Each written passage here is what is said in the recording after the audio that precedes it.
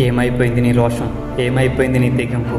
పదే పదే పడిపోతున్నావు, నీ ఆలోచనల్లో పట్టబడిపోతున్నావు. చల్లారిపోయిన భక్తి జీవితాన్ని జీవిస్తున్నాం. దేవునికి దూరం అయిపోయి బ్రతుకుతున్నాం. దేవుని సన్నిధిని చూసిన మోషే, దేవుని అగ్నిని చూసిన మోషే ఆ అగ్నిని సమీపించినప్పుడు, అగ్ని జ్వాలను సమీపించినప్పుడు ఆ అగ్ని చేత నింపబడ్డాడు. దేవుని అగ్ని చేత నింపబడి, ఆత్మ చేత నింపబడి అనేకులను నడిపించేటువంటి నాయకుడయ్యాడు మోషే. దేవుని రోషమును కలిగిన బ్రతికాడు. దేవుని రోషము కలిగి అనేకులను వాగ్దాన దేశానికి నడిపించేటువంటి నాయకుడిగా నిలబడ్డాడు. ఎవరైతే నాకేంటి, ఎవరేమంటే నాకేంటి, ఎవరు ఎదురొస్తే నాకేంటి, ఎంత బలమైన వాడైతే నాకేంటి, నన్ను ఎవరేం చేయగలరు నువ్వు అనుకుంటున్నావా?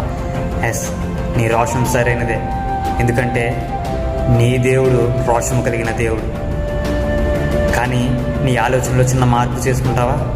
మనుషుల విషయంలో రోషం కాదు, కానీ నీ ఆలోచన విషయంలో రోషం, పవిత్రత విషయంలో రోషం, పరిశుద్ధత విషయంలో రోషం, నీతి విషయంలో రోషం, రక్షణ విషయంలో రోషం, సత్యం విషయంలో రోషం, పాపం విషయంలో రోషం, అపవిత్రమైన ఆలోచనల విషయంలో రోషం, నీ భక్తి జీవితంలో రోషం కలిగి నువ్వు చేస్తావా?